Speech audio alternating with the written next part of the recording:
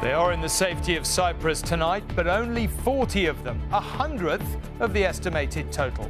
So the question that has been asked again and again today as the British airlift got underway, why has it taken so long? The Danish and the Swedish have been cooperating for days and have taken over 1,000 people out. I don't know why the British government was so slow. We wanted to make sure that we can put in place processes that are going to work for people, are going to be safe and effective. In fact, the German evacuation was actually winding down today, apparently complete, even as our own was just getting underway. And time may be running out. Bradby is in Djibouti for us tonight, James in Cyprus. Also on News at 10. Revealed in court, Prince William accepted a settlement from Rupert Murdoch's empire. Prince Harry begins his court case over hacking. Failed by the Ministry of Defence, a coroner's verdict on an Afghan veteran who took his own life. This is not a time to be complacent. That's why I'm running for re-election. It's official. Joe Biden is running again. And bong, bong, bong, bong, bong, bong, bong. Find out why I'm bringing a musical about Tony Blair to the West End.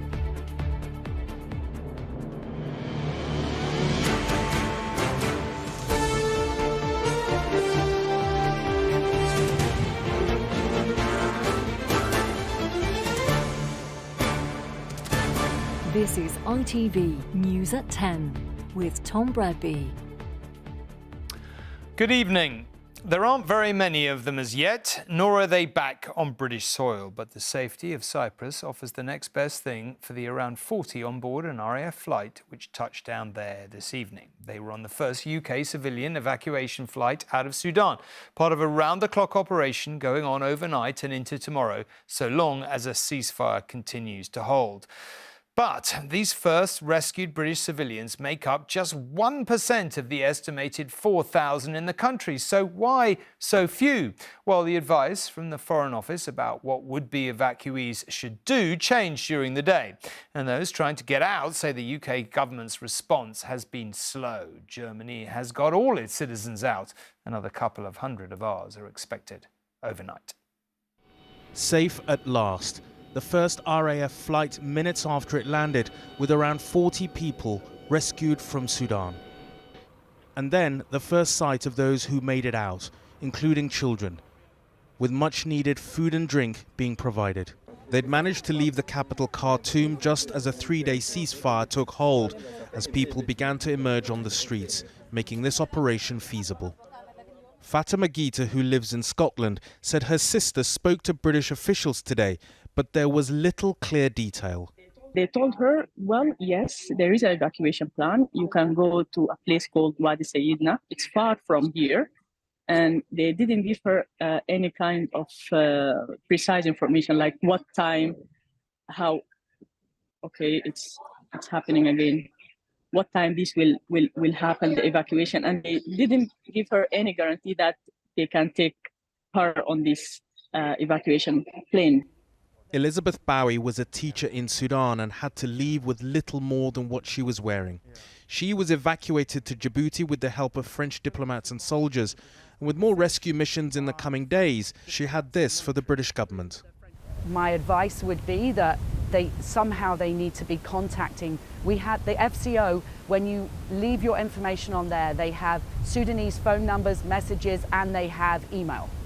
Some people still have access to some internet. They have to get hold of people individually or in their group so that they can let them know what's going on. Till now, Djibouti has been the main base for other Western countries who've done exactly what the British military is doing now. Amongst the numerous Western military powers operating here, one of the most successful in extracting expatriates out of Sudan have been the French. And their overall commander here told me that the operations continue to be extremely difficult and challenging. He says time is of the essence and future rescue missions will need Sudan's ceasefire to hold. Les évacuations sont possibles si la situation reste. Evacuations are still possible, he told me, if the situation stays calm. Therefore, it's essential that the ceasefire continues so that people from as many different countries can get out. Until now, those Britons who have got out have had to fend for themselves. queuing with other foreign nationals to find any transport out. Now their country is able to come to their aid directly. Raghi Omar, News at 10, Djibouti. Well, as Raghi mentioned, the RAF rescue flights are taking British nationals from the Wadi Sa'adina Air Base north of the Sudanese capital Khartoum on the journey lasting 3 hours, or roughly, to Cyprus, and James is there. The first flight has now arrived. James, how is the operation going so far? Well, we understand a second plane has just landed around the other side of Larnaca Airport here. A third is on the way. We know that a fourth aircraft, a military transport aircraft, left Akrotiri earlier today. That's the big RAF base here in Cyprus, heading for Khartoum. So those four we know about. The numbers we don't know anything about on any of those other aircraft.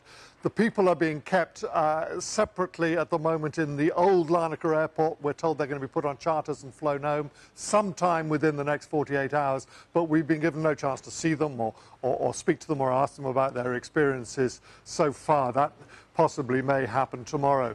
The worrying thing is that so few were on that first flight, only 40 on an aircraft that is built to take 130 fully equipped troops, so it could take more civilians than that. It does suggest that people may have been having trouble getting to this airbase in order to be picked up. But if the pace doesn't pick up, I mean, 2,000 to 4,000 people were told, maybe a max of 150 to 200 per aircraft. If they don't get everybody out before the ceasefire ends, there really will be questions asked about why it started so late, so much later than countries like France and Germany. OK, James, thank you very much indeed. Well, indeed, back here, the Prime Minister has tried to fend off those criticisms from some of those British citizens who think they have had to wait far too long for help. He said the security situation on the ground in Sudan is complicated and the government had to be sure its plans were safe and effective. But that is not how those here waiting for news of trapped relatives saw it. Dawn this morning in Cyprus, and British troops were briefed before heading off to Sudan, with a short window ahead of them to evacuate as many British citizens as possible while the shaky ceasefire holds. How are you? I'm Rishi, very nice to see you. With the government under fire for getting diplomats and their families out first, the Prime Minister visited the Sudan Crisis Centre at the Foreign Office this evening and was at pains to stress the large-scale evacuation is now happening at pace. The first flight that left took everybody that was at the airfield and eligible is on that flight. There will be more flights this evening and then many more into tomorrow. We're contacting people both directly, but also we've issued out a general call for people. If they can make their way to the airfield, they will then be processed and safely evacuated. Around 4,000 UK passport holders are thought to be stranded in the country. The government says more than 1,000 have been contacted and are on their way to the airfield where rescue flights will depart. But several countries who started their flights earlier, including Italy and Germany, say their evacuations are already complete. Julia McIntyre is desperate to get her relatives home. Her sister Jennifer and her 4 children are trapped in Khartoum. She has one word for the government's response. Negligent. I think they haven't been clear. They haven't thought of the UK civilians. They haven't thought of my sister. They haven't thought of these individual families. This evening, the Defence Secretary was defending the British operation. The United States took a decision to only take their diplomats and their dependents. So did Britain, first of all, because that was where the threat was directed at them. But, you know, we've got to recognise that what we don't want is to call thousands of people or hundreds of people forward and then leave or not be there. So it's about managing this process, making sure the advice is accurate, which is what the Foreign Office has done, and getting people out. British troops will be working through the night and for as long as the truce holds to try to get more people home. But in a situation as precarious as this one, the government is unable to guarantee that that will include everyone. Romilly Weeks, News at 10. Well, let's go back to Raghi in Djibouti, where much of the international rescue efforts are based, of course. Raghi, as you've yourself said, the 72-hour ceasefire clearly crucial to getting more people out. So I guess the obvious question tonight, how is that looking? Will it hold? Well, there are initial reports that some areas the ceasefire is breaking down and some clashes being reported. That's only emerging, and it's quite sporadic reports. But the politics inside Sudan, despite our inevitable focus on foreign nationals such as Britain's, points to a one direction, which is that things are going to get worse, and this ceasefire is bound to break down at some point. But what does Britain do then? Because, of course, the ceasefire helps. It makes things easier. But there was not a ceasefire until only a few hours ago. And yet other countries, whilst the fighting was going on, still managed to get their people out, like a lot of Western Europeans. So we can't just surely turn around and say, well, the ceafire's broken down, so therefore the flights are stopping. And I think, from what James was saying, the fact that flights are arriving thick and fast suggests that there is a realisation very urgently within the British government that time is critical and of the essence, and that as many people that can be got at as quickly as possible is going to be vital. OK, Bradby, let's keep our fingers crossed, but for now, thanks very much indeed. OK, let's come back here again. And with the coronation approaching, divisions between Princess William and Harry are sensitive enough. But as Harry's case against another tabloid newspaper got going in court, it appears his brother has already reached a deal with it. Harry's latest and second court case is against the publishers of The Sun for illegally collecting information about him. But in documents presented in court today, Harry's lawyers claim William had secretly settled 3 years ago with News Group newspapers for a very large sum. Grotesque and sadistic. The words of Prince Harry levelled at his latest tabloid targets, The Sun and the News of the World. He claims they hacked and blagged intimate details of his private life for decades, leading to his depression and paranoia. Those certain members have decided to get into bed with the devil, right? To rehabilitate their image. Yeah. He's hinted at it before. Now details have been laid bare in court. Claims the royal family had a secret agreement with News Group newspapers to delay bringing any hacking claims, avoiding royalty appearing in the witness box and airing private, highly sensitive details. Meanwhile, court papers reveal behind the scenes, his brother Prince William quietly settled a similar claim for a very large sum of money in 2020. It's more than a decade since the phone hacking scandal brought down the News of the World. This is the most humble day of my career. Rupert Murdoch was meek before MPs. His UK business has since paid out hundreds of millions of pounds to settle claims. But it's never admitted liability for phone hacking at The Sun. Now court papers allege senior executives destroyed millions of incriminating emails. Prince Harry's not at court, but his presence looms large in the British judicial system right now. This the latest in a series of cases against tabloid newspapers. His 31-page witness statement, a raw insight into the psychological impact of this alleged wrongdoing. He says The Sun obtained his mother's private pager messages, making her distrust her protection officers. If they'd been with her in August 1997, he says, she'd probably still be alive today. It felt like we were under 24-hour surveillance, he writes. I find it disgusting, immoral, and a complete abuse of power and of journalistic privilege. How much more blood will stain their typing fingers, he writes, before someone can put a stop to this madness. Last night, Prince Harry was courtside at the basketball in LA, while in a court in London, a far more volatile spectacle is unfolding. And Rebecca is here to talk about all this. Now, look, I think a lot of people might think, OK, Sun, News of the World, allegations of hacking, story from a long time ago. Why is it back in the spotlight again today? Well, News Group newspapers argue that this claim has been brought too late, that Harry knew about hacking way back in 2006 when the News of the World's royal correspondent Clive Goodman pleaded guilty. But Harry says he couldn't have brought a claim any sooner because of this secret agreement. News Group newspapers deny that existed and say the claim should be struck out A judge will decide whether it does go to trial. This is potentially hugely damaging for Rupert Murdoch and his empire, already under pressure, of course, because of the defamation case ongoing in the US.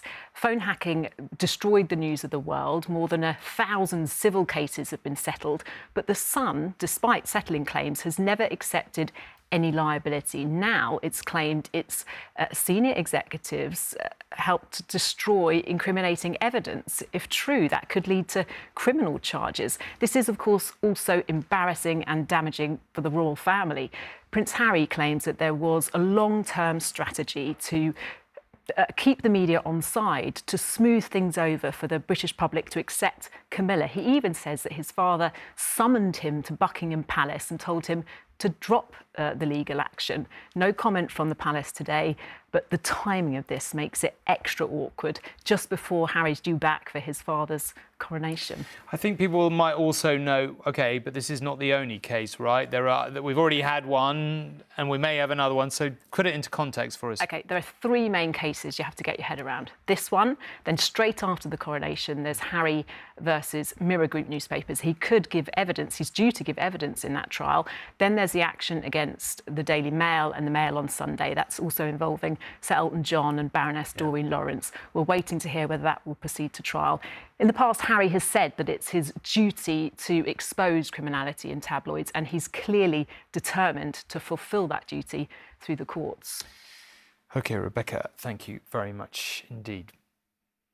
Now, Joe Biden already holds the record for being America's oldest president, 80 and counting. To no one's great surprise, he's confirmed officially that, yes, indeed, he will be standing again. So a Biden-Trump rematch is still looking plausible. Can we take it all again? You may well ask. If Mr. Biden wins and stays the course, he'll be a mere 86 when he leaves the White House. He may need to reach for President Reagan's famous put-down of a younger rival, Walter Mondale. I would not dream of exploiting for political purposes my opponent's youth and inexperience. Tonight, it really felt like the starting gun had been fired on 2024. Let's go, Joe! Let's go, Joe! Joe Biden's appearance at a union event had the air of a campaign rally. Thank you. There's more to do, so let's finish the job. That's been the work of my first term. The slick video announcing his candidacy this morning had a core message. Focused not so much on what he would do, but who he would stop. Around the country, MAGA extremists are lining up to take on those bedrock freedoms. Framing the debate as saving benefits from those who'd seek to abolish them. In Scranton, Pennsylvania, where Joe Biden grew up, people watched and wondered. When I ran for president, I just feel that he's going to be too old. But then again, who wants Trump back in there? Politicians need to be young, they need to be fresh, they need to be in touch with what's going on. President Biden isn't in touch with the American people. Scranton lies in America's so-called Rust Belt, a heartland where jobs are scarce, industries declined, and rising prices are eroding living standards. On a street bearing the president's name, a message he may not want to hear. Has Biden done enough here to help the economy? No. People are hungry. People that work every day are hungry. It's tough. And inflation's bad? It's terrible. It's terrible. Absolutely, you can't live. Further south, a tiny community with a big influence. More prosperous, but just as divided. It is voters in small towns like this who will decide the next election. This is a bellwether county in a critical swing state. But people that we've spoken to here seem pretty unimpressed, both with Democrats and Republicans. There is one issue, though, that dominates their conversations: inflation. This used to be $10. This is now a $13 sandwich. For me to make a normal profit margin, I would have to charge $17. Eddie voted Democrat in the past, but the poor economy has made him reconsider. Do you think Biden should retire? 100%. I think he should go enjoy his, go relax, and it's, oh yeah. In the jewelers around the corner, a demonstration of how the fate of Joe Biden is hanging in the balance. He's making terrible decisions for the American people. It really is a shame. So I don't think he should run. I think he should retire. In 2020, Pennsylvania narrowly swung behind Joe Biden. This time, economic headwinds might change the political weather here, with consequences for the whole of America. Dan Rivers, News at 10, Pennsylvania. It is a victory of sorts in the long campaign by the widow of an Afghan war veteran who believes the Ministry of Defence failed her husband. Johnny Cole, very sadly, took his own life after seeing and experiencing some terrible things on the battlefield. Today, a coroner agreed that not diagnosing his post-traumatic stress disorder eventually led to his death. Johnny Cole only ever wanted to serve his country. But when a tour of Afghanistan left him traumatised, his widow says he was neglected by the institution he loved. Teresa Cole described how Johnny was asked to collect bodies and body parts after an explosion killed 5 of his comrades. He always had a guilt over himself that his friend fell on top of him and he died, but Johnny survived. And he always carried that guilt that he should have died as well. Less than 3 weeks later, Johnny was injured in a grenade attack and was flown back to a military hospital in the UK. How do you believe Johnny had changed when he returned from Afghanistan? He came home and was completely different. Wasn't the man I married at all. Over the course of the next 5 years, Johnny's mental health deteriorated. It led him to multiple suicide attempts before he finally took his own life in 2018. The inquest heard how Afghanistan changed Johnny Cole, and when he returned, the impact of the conflict became clear. One evening, Teresa found him banging his head against a kitchen worktop, desperately trying to get rid of images from his mind. And despite all his pleas for help, Johnny had to wait 3 years for psychological trauma therapy. And even then, it was stopped after just 8 sessions. Today, the coroner said the fact the army had not diagnosed him with PTSD meant Johnny didn't get the right support, and that was a failure on their part. I believe the army neglected my husband totally and let him down and failed him in every aspect. Never would I let anybody I know or my family or my child join the military for what they'd done to my husband. The Ministry of Defence didn't respond directly to the criticism, but said our thoughts are with the family of Jonathan Cole, who died 5 years after he left the army. I just miss him. And I miss my kids not having their dad. It was a job he loved, but a job his family believe eventually cost him his life and left his 3 children without a father. Rachel Townsend, News at 10. Now, if you did not get the test alert on your smartphone on Sunday afternoon, you were not alone. The government said this evening that 1 in 5 of us did not, in fact, get it. Some of those were people connected to the 3 network. The new Deputy Prime Minister, Oliver Dowden, pronounced the test successful and said there would not need to be another. I think that everyone getting it was a bit of a prerequisite. But anyway, moving on. The cost of keeping everyone's energy bills down has forced the government to borrow huge amounts of money. Borrowing by the Treasury for the year to March was up £18 billion to a slightly mind-boggling £139 billion. Actually, the official forecasters had predicted it would be even higher.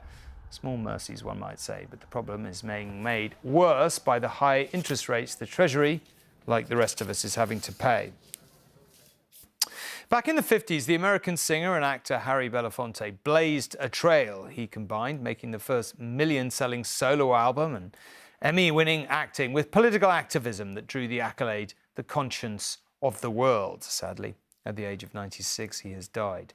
He was a friend and fellow campaigner of the civil rights leader Martin Luther King. He went on to advise and even admonish the Kennedys and later Barack Obama. He was the original celebrity activist.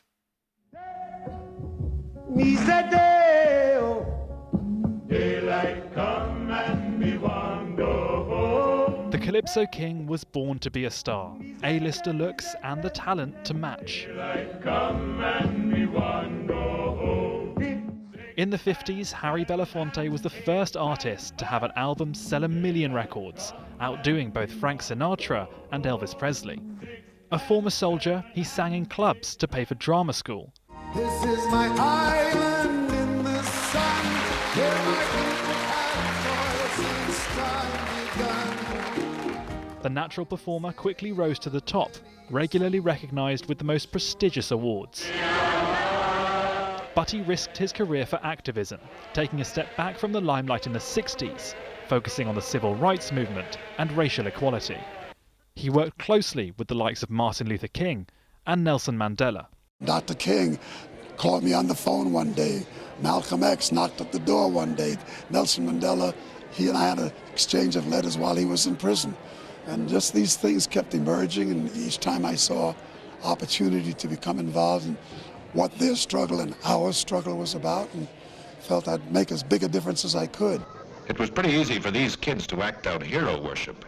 Harry, born of West Indian parents, was everybody's hero.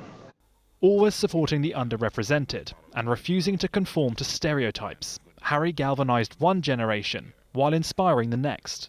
He was such a learned man, and he was one of the first black leaders that gave black children and black men a feeling of respect. Heart is down, my head is turning around.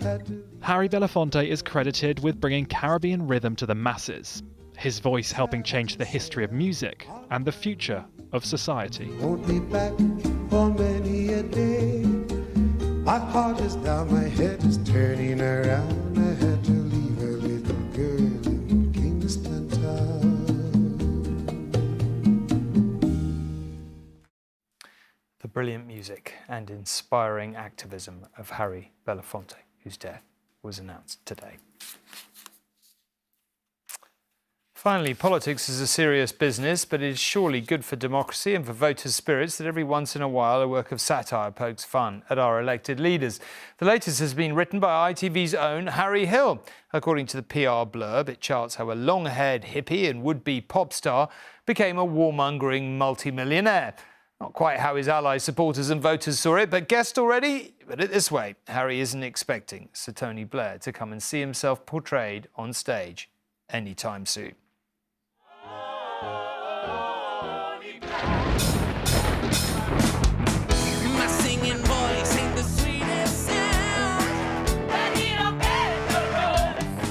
Tony Blair has inspired books, dramas, documentaries.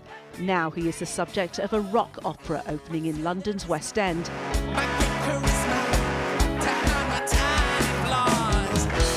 And then heading out on tour. For its writer, the former Prime Minister was an obvious muse. He's in a band. That's really the reason for making it a musical. He's in this band, Ugly Rumours, at college. It's not going to be a history lesson. Anyone coming expecting a history lesson, you're not going to get that. All the facts are there, not necessarily in the right order, or in fact, facts. Tony Blair and New Labour swept to power in 1997. Then came a decade which included war in Iraq, making him one of the most controversial prime ministers of recent times. There's a lot of heavy stuff in that. There is. I mean, and how do you bring that to the stage in a way that's going to make people laugh? It's a difficult line to tread. You know, we have to include Princess Diana, we have to include Osama bin Laden, Saddam Hussein. And when we first did those things, you could sense the audience tensing up. But now we've got Saddam Hussein playing it as Groucho Marx. You know, he's got the moustache and the eyebrows and somehow we get away with it. That's all I can tell you. And we're not setting out to offend. We are setting out to entertain primarily.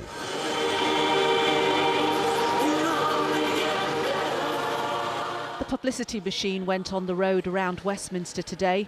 When the rock opera goes out on the road, the dates include a performance in Sedgefield, Blair's old constituency. What could possibly go wrong? Is Tony Blair aware of this representation, this homage or whatever on stage that you've given him? We always put 2 tickets on the door for Tony Blair. So far he hasn't picked those up. I know it's his birthday, his 70th birthday next week. So what better way to celebrate Tony than to get 2 tickets for a musical, which is in many ways a tribute to you. Call me. He's probably washing his hair that night. Nina Nana, News at 10 in central London. Tony Blair, the rock opera. You know it was inevitable. Good night. Thanks for watching.